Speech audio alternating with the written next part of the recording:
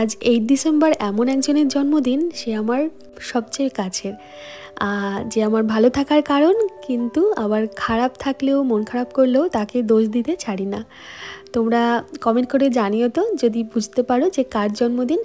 সে আজকে বাড়িতে নেই, তবে তার কথা মনে করেই আমি খুব যত্ন করে যে রান্নাগুলো করেছি সেই দিয়েই আজকে থালাটা সাজাচ্ছি। তবে সব পদগুলো কিন্তু তার আবার পছন্দের না। এই যেমন মেথির শাকটা বেগুন দিয়ে করেছি, খুব একটা খুশি মনে খাবে না, কিন্তু ঝিঙে পোস্ত করেছি সেটা আবার খুশি মনে খাবে।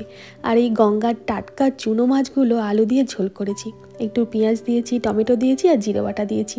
এর মধ্যে ছোট ছোট বাটা মৌরলা, চিংড়ি, ট্যাংরা, কাঁকলে, প্রচুর প্রচুর সুন্দর সুন্দর মাছ ছিল। খুব খুশি মনে খেতে বাড়িতে থাকলে।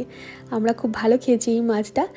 আর এই যে মাটন, মিঠাইয়ের জন্য আমরা সেইভাবে মাটন খেতে পারি না, কারণ ও আবার মাটনটা দেখি একদম পছন্দ করে না, কিন্তু আমরা তো ভালোবাসি খেতে। আজকের মাটনটা একদম কষা কষা করেছি, কিন্তু আলু দিয়েছি, একটু গোটা রসুনও দিয়েছি, বেশ ভালো লেগেছিলো খেতে। গোলমরিচ বাটাটা একটু বেশি দিয়েছি, যেহেতু শীতকাল পড়েছে, এই গোলমরিচ বাটার ঝালটা শীতকালে খেতে এই মাটনে খুব ভালো লাগে।